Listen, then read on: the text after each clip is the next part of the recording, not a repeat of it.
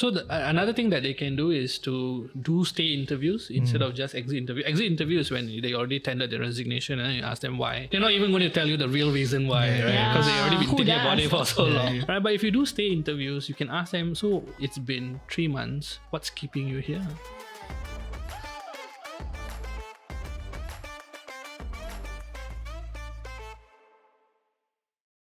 Welcome back to Wise and Shine. I'm your host Reggie, aka your Chief Financial Coconut. And I'm Dawn, SG Budget Babe. Today we're going to talk about a topic that most of you have probably thought about, especially if you're in middle manager or management roles, which a lot of our audiences are. So how to manage the millennials and Gen Z? That is the perennial question, right? It is. And to help us answer that question, we have a special guest on set. We'll let him introduce himself. Vivek. Come, Vivek. Hi, my name is Vivek. So I am an author of a few books. So this is the one that I've written that's related to this topic, which is how do you lead across generations. So as a speaker, trainer, and coach, I do all of those things respectively as well. Yeah, so that's a little bit about me. Nice. So what made you want to write this book? Okay, so I think to backtrack a little bit, right, I noticed that there was a gap that was happening in a lot of social situations where I would hear the same topic keep come up over and over again. Like just now how I asked you, right? So how did this topic suddenly come up? It's because people are actually talking about it. They're either saying, oh, it's very hard to work with them. I don't like them. They are very entitled. All the different stereotypes. Standard, right? Yes. So I was like, okay, this is interesting. And at the same time, as someone who's also a millennial, but we are not being able to showcase what our strengths, right? No one's actually talking about how we're adding value to the team. So I thought, it's important for us to realize that, okay, the generation gap might have widened over the technological boom and a lot of things that's happened in the 90s, but why don't we give the voice to those? And when I searched online, it's all in the US-based research. We don't have really Asian-based, research. So I thought we should really talk about this, raise awareness about this, especially because we are an aging society, right? How do we get the millennials and Gen Zs to not showcase ageism when they are already being the victims of reverse ageism? Yeah. Oh, I like that, right? They are victims of reverse ageism. Yeah. So they have to channel their energy somewhere, right? So it'll be back to the management. Yeah. But to be fair, this criticism has been recurring, right? Like every generation talks badly of the generation after. It's a senior graduate bunch kind of situation, right? Every time a batch graduate, then CCA is dead already, right? So it's always the case, but then people will just kind of figure it out, right? Yeah, so in your research, right, did you identify any key or core differences that were really so different from all the other generations before? In terms of differences in the behaviors, I do notice that, in the Gen Zs especially, we have what we call a blue tick anxiety. Have you heard of it? What is oh my God, I feel like today's episode I'm going to learn a lot of things. What is blue tick anxiety is if I message you, you're my manager, you've read my message, you've blue ticked me, but you haven't responded in the last 30 seconds or 1 minute or maybe even an hour or so. So that's considered long? For those who are used to getting instant responses, for them not getting a response fast enough can make them second guess themselves. Did I send a message wrongly? Should I have reformatted it? Was it not the right way to do it? So when they second guess themselves, they're actually putting themselves in a lot of anxiety as well. We also notice ghosting because they can't deal with difficult conversations. I think more so with this younger generation, the millennials. So if it's too difficult to handle, I might as well just ghost because that's the easiest thing to do. Right? You can't do that at the workforce, but we kind of have picked up some of those traits from our, let's say if you're ghosting someone you're dating, if we don't like that person that pitching to you, then you just ghost them instead of saying, sorry, it's not going to work, right? So not being able to have those crucial conversations is also one thing that I notice among the younger generations, they are struggling to cope with. I mean, to be fair, these are things that the previous generations have also struggled with, right? Okay, if you look at Gen X, when they first started, I'm sure they were also second guess themselves. Oh, did I send this email? Should I have worded it differently? No, but I think what Vivek pointed out was the time. Yeah, correct. But because they're not used to getting anyway, and in that generation, replies did not come as fast. Yes. So the expectation is not there. Yeah, the second guessing may not have happened as much or as quickly, but it was surely there to some extent too, right? But is it that because now with technology, things have just moved so fast? So maybe when they come out of school, in school your friends reply very fast because students are later I get some hate for it, but working we don't reply as fast. You message me, my kid needs me, I'm going to reply you after my kid goes to sleep, right? But then it's not the same for their friends. It's true. So don't worry, this channel and this platform, right, it's very safe for millennials because it's all millennials and older. Right? Our database tells us no Gen Zs listen to us. So very safe. Can say what you want to say. But I think it's true. And just want to say, right,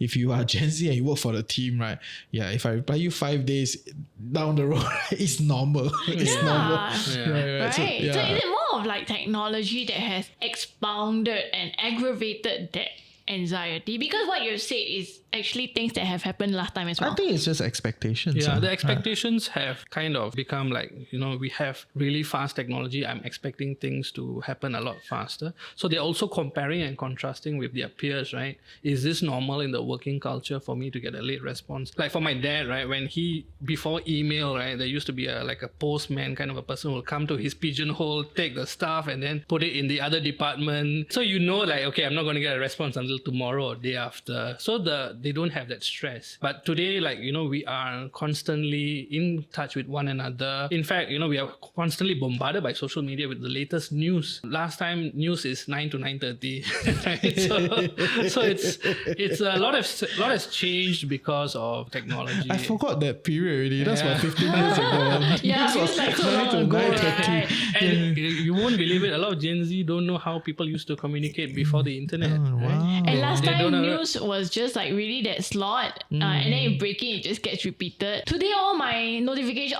breaking news. I don't know which one's really breaking, which one's not. Break the phone now, right? No, but and that's a big part of when people come on the show, right? They all do 3-minute short talk points, right? Because that was how news used to be. But now with the internet, you can talk forever. Some people will listen, right? Yeah, okay. But and then the ghosting part is also a thing, right? Because like I have team members that they essentially after a little bit of attention, right, then they will float away. Float away.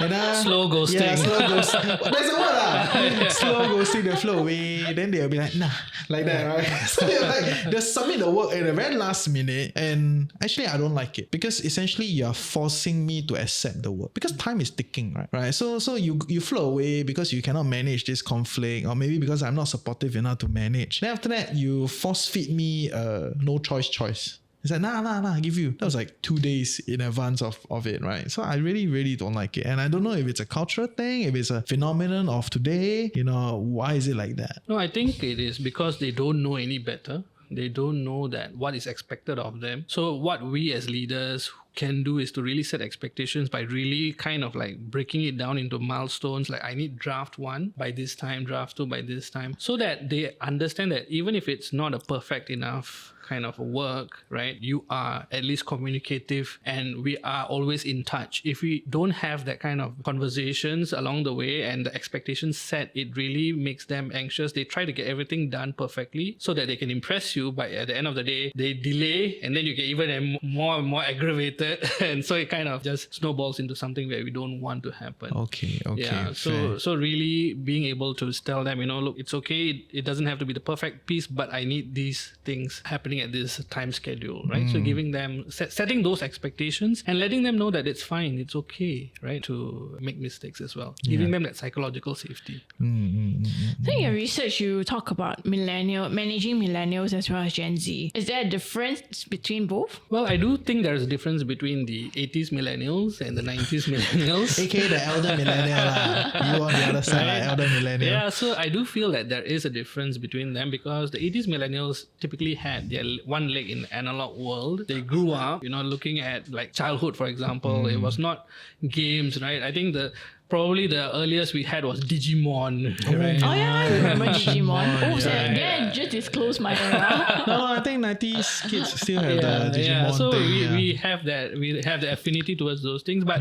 as we go into the 90s millennials, and I think even the Gen Zs, it became a lot more about these games. I don't know all the other different games that came out, like the PS3 and Xbox and all those kind of stuff became the norms. So we do notice that they also had access to phones a lot earlier. I think we can all attest to that, right? When did you get your first phone? Oh, Wow. secondary I school. think Sec 1 here. Secondary Sec 1, school. Sec 2. Yeah. Yeah, Sec I two, got it yeah, probably in around Sec there. 3 as well, and I had to Yeah, share it with around my there. mum. Yeah. Last time was a thing. Yeah, so it really shows that a lot of them become a lot more savvier with the technology, but at the same time they also lose out on the human skills. The reading the micro expressions, reading body language, the vocal tonality, and also facing a lot of anxiety because they don't know how to deal with these kind of things. So it really affects them quite a bit. Okay. So then as a manager, how do I work through this? I mean, like you've kind of shared a little bit just now, kind of like yeah. So I think first you need to get into their world, understand the lingo that they use, right? They Slang. are always Right, using that might have been outdated by now. Yeah, but slay is no longer, now it's what, 8 or something like that, right? Yeah. Eat these crumbs and stuff like Yeah, that. this is not giving. Right? I know. I've learned some stuff, right? The people upstairs taught me. But anyway, So it really about going into their world, understanding their perspectives, and having more deeper conversations with them with a mindset of I want to learn what's works for you, what motivates you, what engages you. When do you perform at your best? When do you not perform at your best? What are your stress signatures? That means when you're stressed out, everyone has a certain way of trying to cope with the stress. Some people cope with it really well, some people don't. And a lot of that comes from having self-clarity. So first, as a leader, you need to know what's your own stress signature. When you're stressed out, how do you tend to respond to situations? And also observe other people when they are stressed out. What's their stress signature? Right? Some people go into a cave. Other people tend to lash out at others. So understanding those kind of things and then being able to kind of mentor and coach them about these things to raise their own awareness. Whenever new situations come, you use it as a teachable moment for them to grow. Well, sounds like management is getting harder and harder. It is. It's going to be even more harder. Yeah. Okay. But then maybe from the other side, right? So, okay, when we're talking about managing people, it's always like, how managers can do better, blah, blah, blah, which I get it, right? And to be fair, I think I don't think these are foreign ideas to management, but maybe from a cultural phenomenon and kind of like a gap situation, right? Because maybe culture has kind of evolved a lot faster with all these tech things, right? So the variance looks bigger, right? So maybe like the managers in their 50s would think the 40s very easy to manage, like okay, like it's fine. 30s a bit weird already. Then 20s, like what the hell? What world does these people live in, right? So that cultural variance, it makes it harder for the manager to manage because they are not so attached to it, right? So that is fair. It's not a foreign idea for managers to say like, okay, you need to go in and understand their world so that you can better understand how to do with it. And just so happens, it sounds like at this point in time, managers got to do more hand holding, got to do more kind of like break it up. I got to tell you this is what angry looks like, like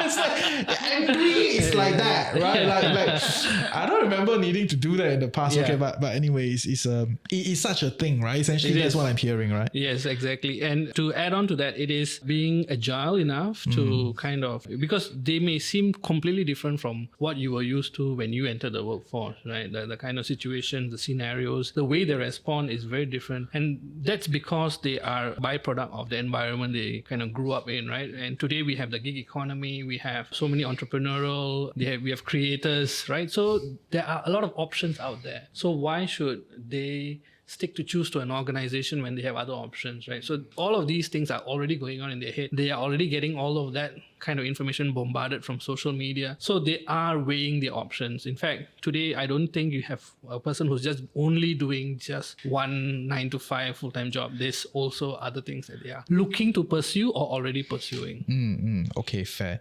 So, but from the other side, which is how do I then get the other party, which is let's say Gen Zs or millennials, to try to work with me, right? Because the expectation is always like, the manager's got to do it, right? Which I get it. Right? You come from a position of power, you have the resources. It's probably easier for you to like broach some of these topics, right? But how do I adjust the expectation on the other side, right? Such that they also, kind of reciprocate or their side of the bargain, right? Because it always feels very one-sided. Like managers got to do this, managers got to do this, managers got to do this, right? Like, but then the other side, like, like what do you think they should do? Maybe from that angle first, and how do I then, as a manager, prompt them to do those things that you think they should do? I think the first place to start is to really understand why they even here in the first place, right? What do you want to achieve, right? Because I think the younger generations especially are very driven by the why. If I were to go back into a little bit of technical stuff, Maslow's hierarchy, they grew up in a time where, they had all the basic needs kind of given to them, right? But for them, their needs are more on the higher level, right? So the why is really important. So always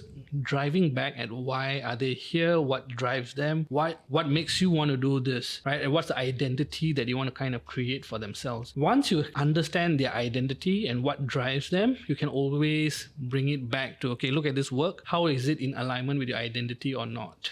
Right? So that helps you as a manager to really reinforce the identity that you also want to see that is aligned also to the organization. So that's what I think we need to do as managers. Second thing is to also have a mindset of coaching where I'm not going to give you the answers, but I'm going to ask you the questions that can point you in the direction to help you find the answers. Right? So if we are able to pick up that skill set, I think a lot of leaders now are seeing the value of coaching as a way to get through to the younger ones. Is because it is not about me feeding you answers. It's about you being able to, be empowered to go and find the answers yourself. Right. So these are some of the ways we can enroll them.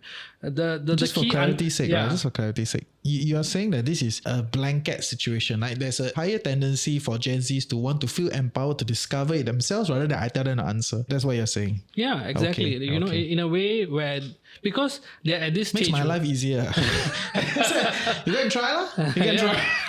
There's a stage where they will be like, looking for clarity. Right, they themselves. When you're in your 20s, you're trying everything out. We're all trying everything. You don't know what's your professional ethics like, right? And then as you work, you realize where you want to draw the boundaries, what you want to do, what you don't want to do, what you like, what you don't like, what's your leadership style, what you don't want to portray. So helping them kind of get that kind of clarity, I think definitely helps. Okay, but I think back to the question of, so what do I then do to get them to work with me? You know what I mean? First thing is rapport. If we've already established a strong rapport, we can actually get them to do what we want them to do. The thing is, a lot of people don't spend enough time on the rapport. So what do you do in terms of growing rapport is to increase similarities and reduce the differences. So see where are the places where we are very much alike and really get to build a bond with them. I had a situation where we were doing this exercise in a training program, right? And we got the Gen Z to kind of do this empathy exercise. And she was thinking of someone who was a senior, and a senior was always like, she felt like she was always being picked by this person. And after the exercise, I asked her, any difference? No, I don't feel any different. I don't feel any empathy. I said, okay, do you care enough about this person to want to make the change? Actually, I don't.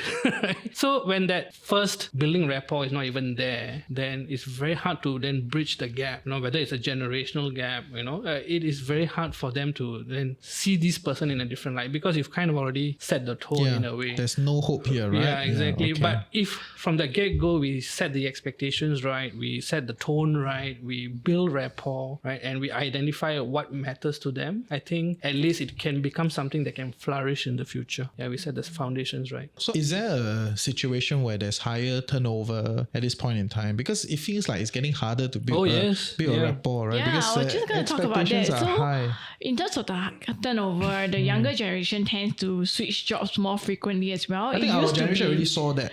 Yeah, right? it started in our generation, I feel. In the 80s kids onwards, we started to change more. I think pre-80s, it tend to be like you stay very long term, you get loyalty award by your company. But then the 80s kids, we don't value that anymore, some right? loyalty, I only want increment. Yeah, exactly. So as that became more normalized, job hopping was no longer as taboo. And I think what I see trending online these days on social media platforms by the Gen Zs is that change your job every 1 year. Quit talk. They call it the quit talk. Have you heard of it? Again, what's the term? Quit talk. Quit talk. Yeah. So it's like every other thing, like water talk, witch talk, whatever talk, right? So quit also have a talk now. No, it's the TikTok.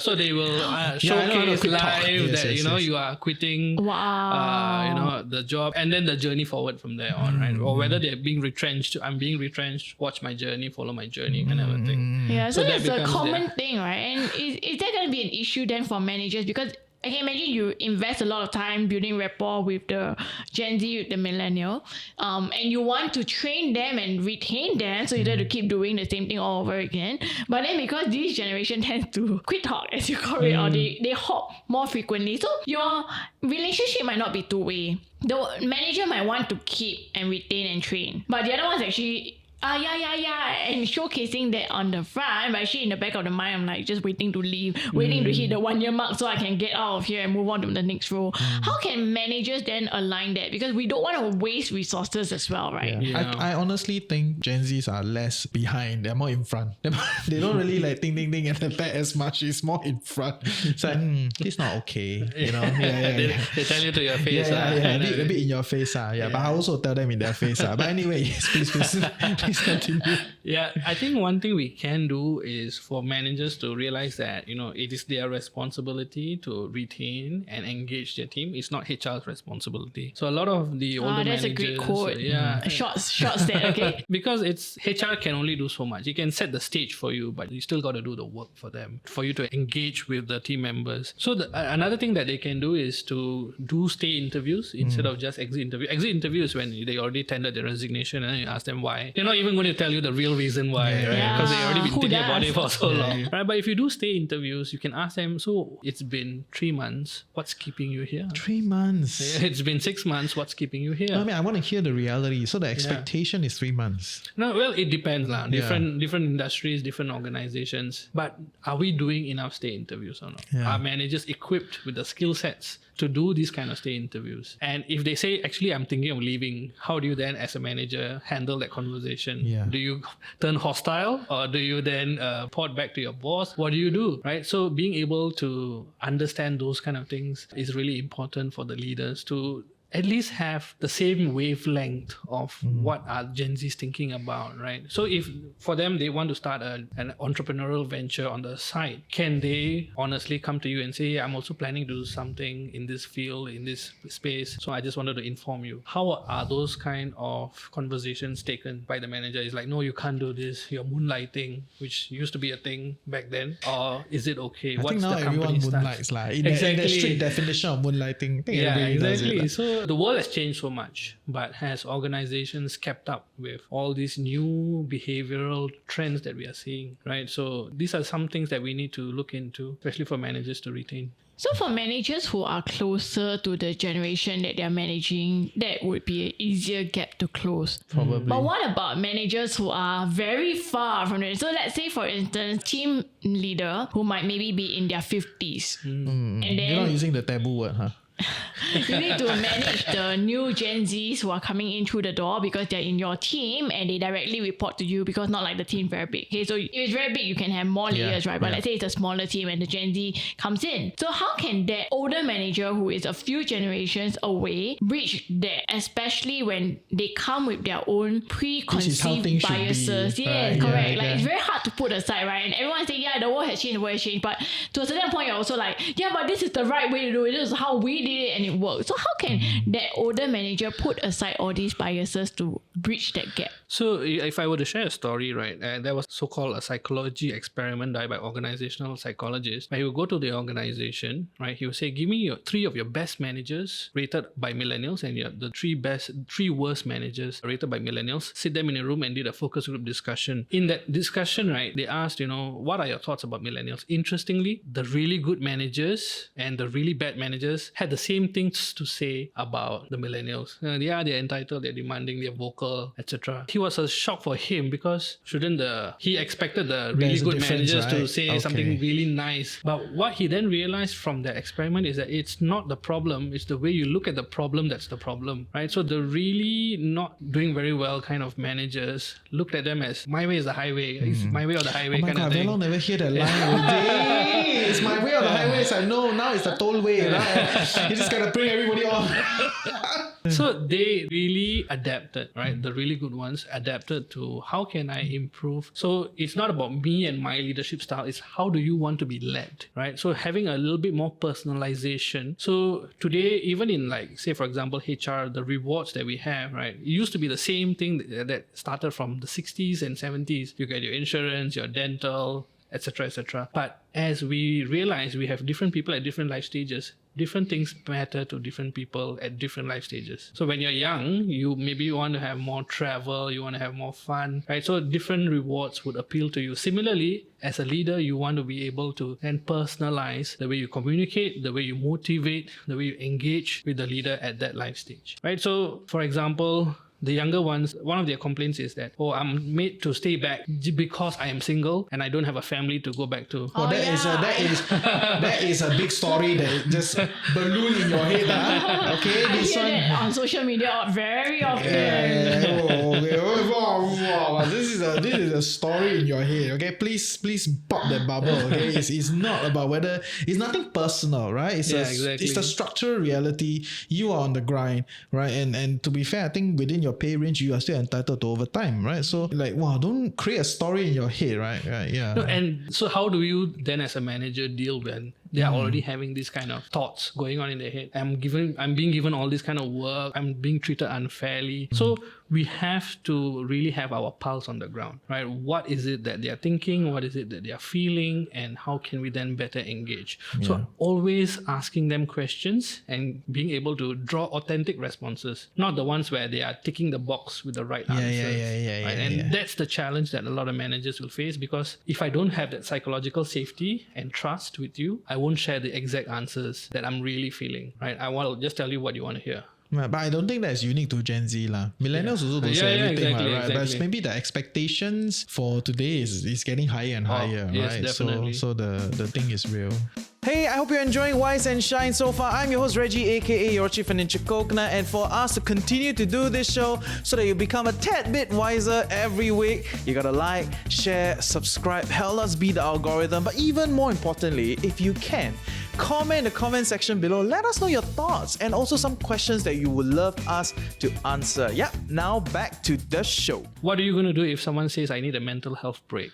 Oh, I've had those. I've had those. And to be fair, I've not shot down any of those. I was like, okay, I'll just take a break. Yeah, it's a fairly new thing for a lot of managers. Like mental health break. What is that? Yeah. Not even heard of it. Yeah, before. exactly. Right. But actually, you'll be surprised that I think a lot of the older generation have kind of come around this whole mental health thing. Actually, isn't there a term for mental health break among the older generation also? It's just called sabbatical. No, mental health break is 1 day, 2 day one. It's not as long. It's 1 or 2 days. Yes, it's like I'm not in the right state of mind. I need a mental health break. I So need it's to 1 or 2 days. organize my... Okay, clearly I'm not Gen Z. So got self-admin, all this like all these things, right? So and for me, right, I think Wait, so how does a mental health break work? You take it out of your annual leave? no. It's like a situation given. where they expect you to say, oh, just take a break, oh. But it must come out of somewhere, No, right? it does not come out anywhere. That's the thing. So it doesn't come from your sick leave. Yeah, it's not leave. If it comes out of annual leave, it'll get Yes, more stressful it's for called a them. leave. They need 2 mental So health the breaks. company will just pay for that.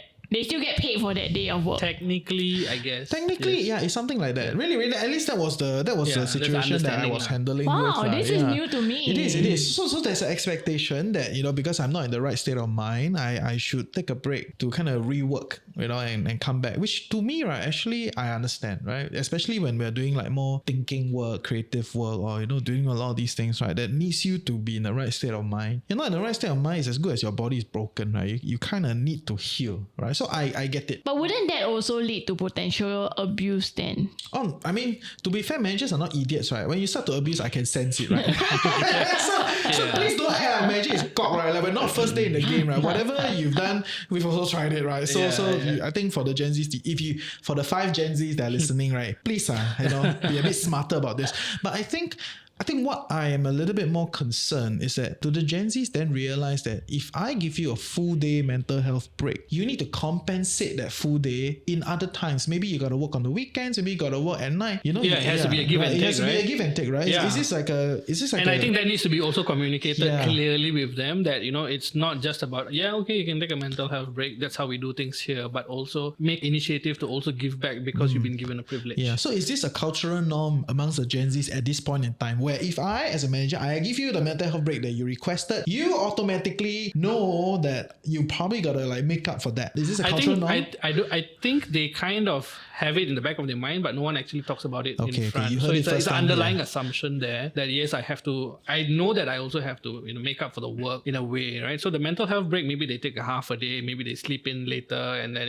get to sleep a lot more and they feel a bit more refreshed and then get back to the grind in a way. But it differs from company to company whether they they have that conversations, whether we are all on the same page about what this mental health break will do to benefit the organization. And I think that ownership is something that a lot of managers need to instill amongst the Gen Zs. Like, I don't want you to see us as an employee, but also a part of the organization where you're pulling your weight to bring the organization to the next level. And to be fair, I think a lot of the millennials, even the boomers, right, they would appreciate a mental health break. Right, half a day off earlier. Yeah, but the thing is that the you know, boomers would take cannot- the mental health break from the annual leave or a sick day off. Okay, Yeah. so that's an interesting okay, And so concept. my, that's because they are not as vocal as the younger generation, right? exactly, right? So Yeah. my view is a little bit different. My view is, if you think about it, right, that 2 hour of work time that you go down for a walk or a coffee session, right, that is kind of a mental health break. It's just that the interesting part is you try to act like you're working, you know? So that's like actually kind of stuck in the middle is even worse because you're not totally recharging. You still try to do some work called networking, and then you're actually just trying to slog that few hours so that you can go away from the real grind that you need to do. And to me, that is a very weird position that even the millennials and boomers also do that. And might as well, we straightforward say, hey bro, my mind is not working. I need to go to watch a movie. You know, something like that. Or I need to go for my pump or spin class or do that yoga thing, you know, and I will come back and make up for it. I actually think that is better. In my view. But my struggle is whether there is a social consensus and a cultural norm that this mental health break has to be repaid with or without me saying that, hey, so you working overtime weekend or right? You know what I mean? Because that makes the conversation harder for the manager, right? So, okay, today, Friday, you want to take a break. Okay, fine. So you continuing on Sunday morning, right? You know what I mean? So has that cultural norm been established, right? Which at this point in time is still a little bit. Yeah, it's still a bit iffy. I think it's a bit of grey area there, whether they already agree to do something like that or not, right? But I think as managers, we can set our expectations, especially when you are a small startup, when you want to really grow and you need all hands on deck, right? It's important for you to communicate what's really important for the organization and what are the expectations you have. Yeah, and there's a general tendency that you don't get the best people because you're a small team, right? Yeah. You're gonna work really hard to get good people. It's not your walk in the park to find very good talent, you know. Because, So how can managers who are trying to learn about what is becoming a cultural norm versus what may just be that Gen Z anyhow making up excuses be like? join TikTok? But okay, to be fair, TikTok is hard to navigate. It's really hard, right? Because it's not like blogs. Or even then, for blogs, it took a while because it takes a while for content to build up. It takes a while for search abilities to be built. And TikTok now, you have to scroll a lot of videos, and it could very well be that that's actually not the culture. It's just that you watch so the algo thinks you like it, and then it feeds you. Fair, How do you then differentiate between what is really a cultural norm? Amongst the Gen Zs, right? Yeah, like the mental health break, which I just learnt about today. Oh my god, you just learned about it. Wow, I feel so had no fashion idea. forward now. I feel like I'm a great manager. Like, I know these things. Nobody in my company has ever taken something like that. Really? Yeah. Oh, so, wow. yeah. So Not like, bad, how do right? we Not bad. differentiate? Yeah, not bad, Because not bad. if I am a manager and my Gen Z worker, I don't have one, maybe that's why. But if my Gen Z worker comes to me and say, hey Don, I need a mental health break, I'll be like, you're just making excuses, right? Go and see a doctor lah. I mean, don't Oh my need the god, you're a MC. boomer. Don't need the MC, but go and see a doctor if you need to. You think you're mentally not in the right place, or you go and take a walk, whatever you want to take break, go and take off your 1 day annual leave. That's how I see it. But now that you guys explain, I'm like, oh, so it's actually a cultural thing. So It's a maybe thing. I need to be more sensitive. Lucky I don't have Gen Zs under me yet. But I need to be more sensitive, and if that comes out in the future, I know how to handle better. So Yes. for a manager in such a position where we don't know what we don't know, how can they then go or where can they go to find Or out? maybe highlight some of the new cultural norms. But before that, say I'm a good manager. Yeah. Definitely you are in the advanced I'm level. advanced stage managing Gen Z. Still I got a lot of experience. Then slowly. You're the Gen Z right behind the camera now. I feel right? like, to be fair, I honestly think a lot of the Gen Z struggle is the same struggle that everyone has. And all generations have. maybe more intense and more upfront. You know, it's like where people are just more willing to talk about it, and the intensity is higher for whatever reason, whether is it tag or whether is it the cultural norm or so people are just more willing. It's not weird, right? Yeah, but okay, so let's say if the manager has a Gen Z worker who's very introverted, even though in general that generation is more open to talking about it, but this is an introvert, won't say anything one. So how can that manager then find out? Are introverts in Gen Z more introvert than the predecessor? You know, there's a It's a diverging. That's a good question. But diverging, you can also argue there's more day data points on the older generation to refer to. Whereas Gen Zs are new because they're only just beginning to enter the workforce, right? Which is why you wrote the book. There's more knowledge there. But yeah, how can the manager differentiate? Yeah. So quite a few questions come. I think we can first look into their patterns. What are their patterns? As a manager, you will study them. You will see how are they I love how we're studying that. It's like specimen like that. really understand, because if their mental health break is coming after 1 month, right, then you already know that somehow they are not able to cope with the work. But if you know that you've been going through a busy period and they really have been pulling their weight, perhaps, giving them a mental health break can be reasonable. But to your point about how do I know this is not a fake mental health break, it really needs you to be on the ground and for you to have that more like grapevine conversations, the more informal conversations with them. So if the employee doesn't want to say, let's not talk about psychological safety. Let's say the manager has done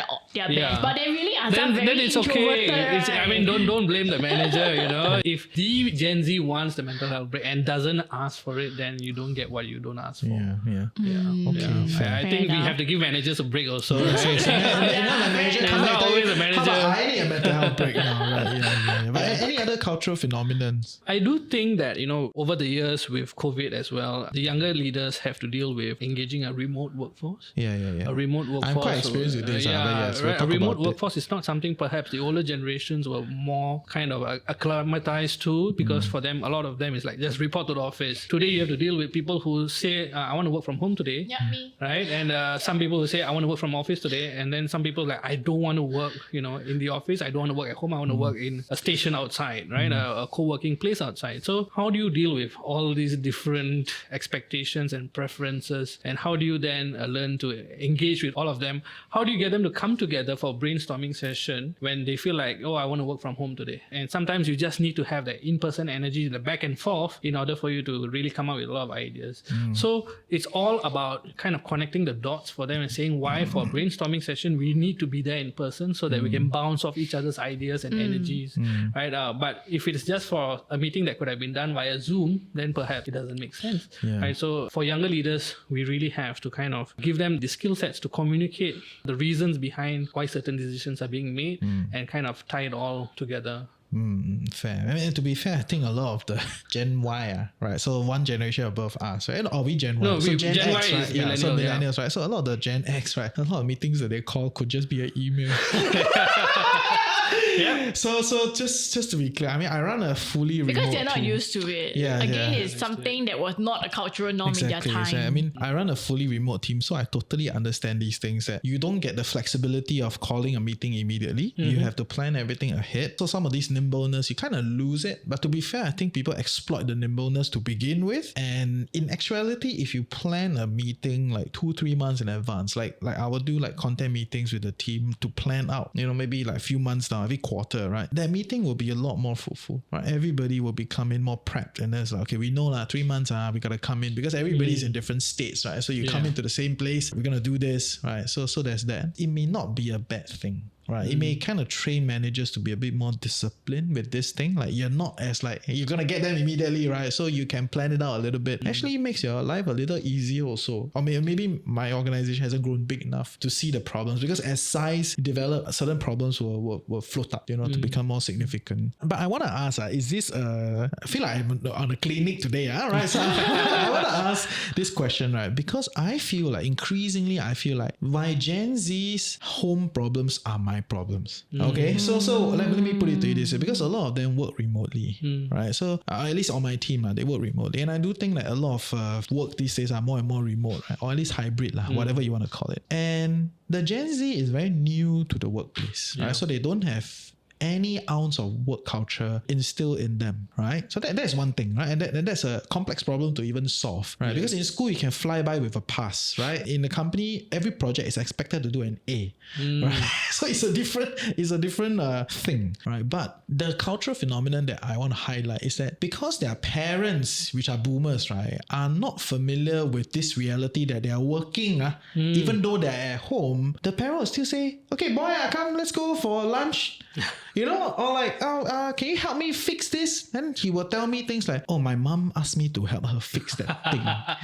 Then in my head, it's like, your mom tai chi is not my tai chi, you know, it's like, it's not my problem. Right, but I understand the dynamics is hard because you are the son or the daughter for 20 over years. Suddenly you graduate, but you're still at home on the same table that I bought you, right? Just so you're working 8 to 5 does not mean you don't need to join me for lunch. You know what I mean? So there is that power dynamics that is still not in the direction of the Gen Z, and their parents kind of, you know, breathe down them. But I feel like now I have to manage this thing also.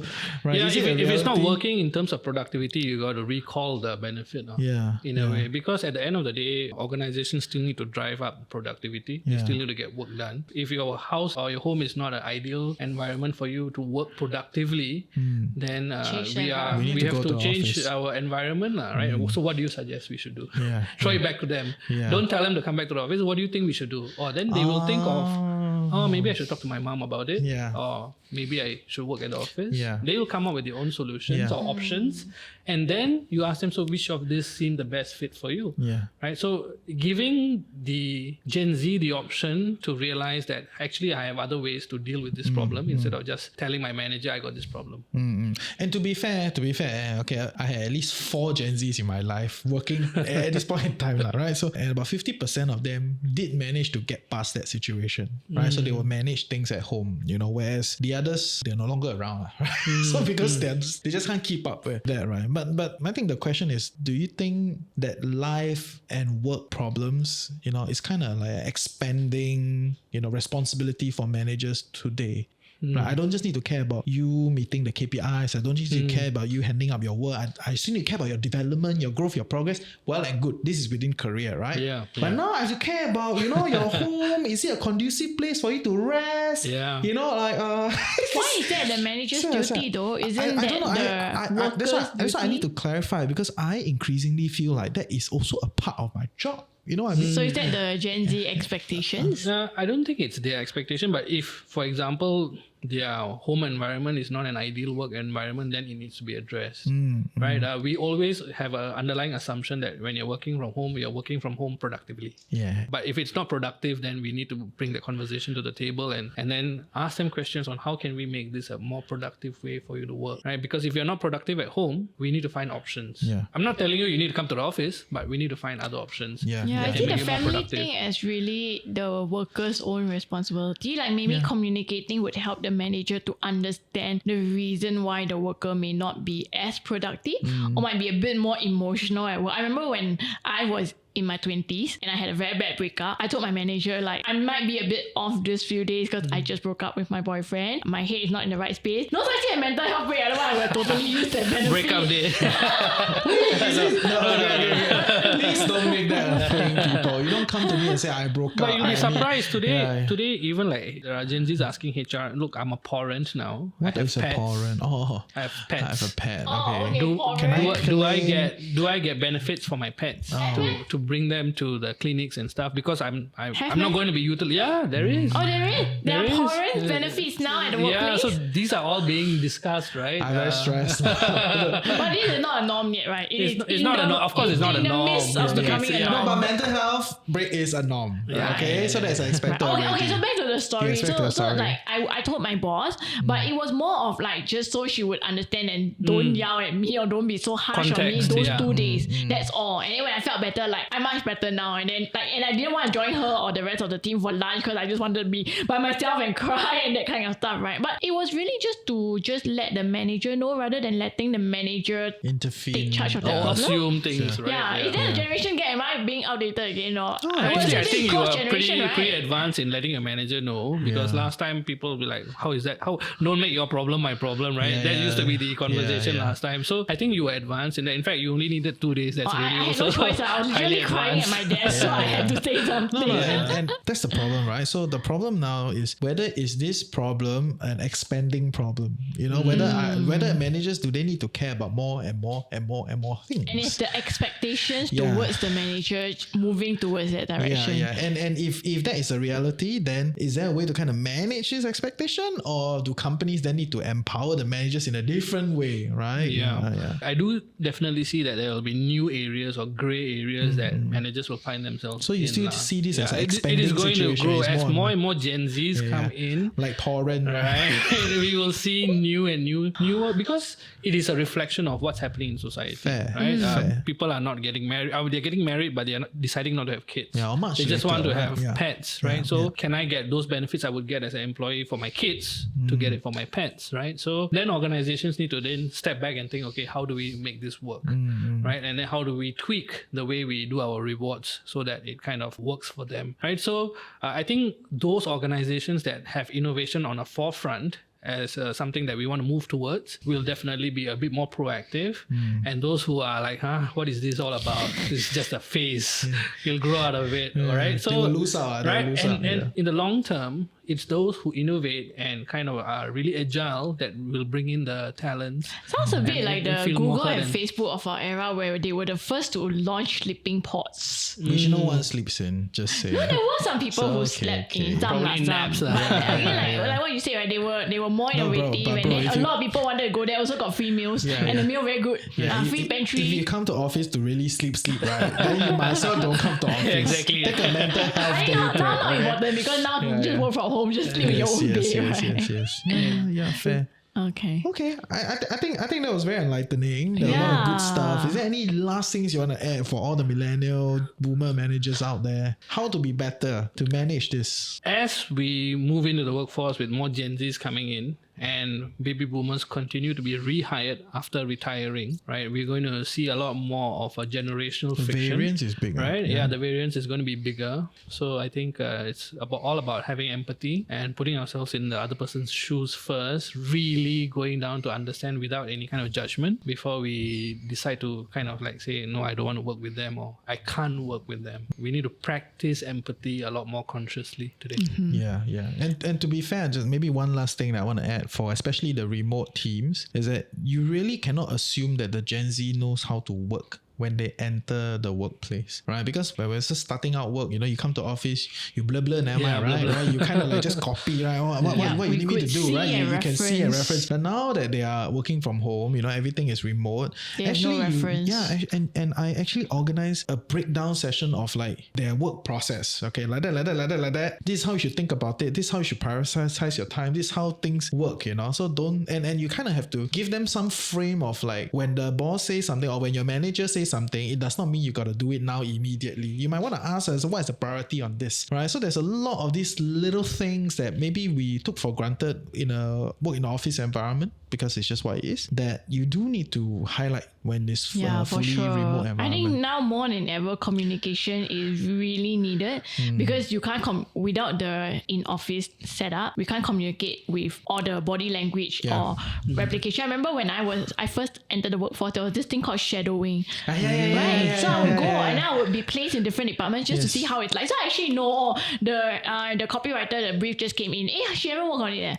She haven't opened the email or 2 hours later then she opened. So that's okay. So you would learn. Then I'll ask, is it like, so we would see how they prioritize and we learn. But the younger generation don't have that privilege with remote working. So we need to actually tell them, if I tell you this now, it's like when, not immediate. Or if it's immediate, then I will give you this signal and actually teach them how to do this. Yes. You got to use your words very strictly. Like I never use the word urgent in my team. When I use the word urgent, everyone know it's urgent. Right? And you cannot use these things very loosely. These are signals and structures that you set up. Like you really got to go to it's not even just communicate, break down step 1. This is how your work, your overall plateau of work, right? It's like 5 or 6 categories, and this is how you should organize it, how you should, stack everything in the same time frame. So because you're in the flow state, everything. You can really think about the workflow if you're trying to educate someone in a remote structure. I feel like not bad, huh? Right? I got really more experience there, right? You do have Gen Zs that you manage, I do. and Okay. you lost some of them, so you learn from experience, I right? learn from it. Yes.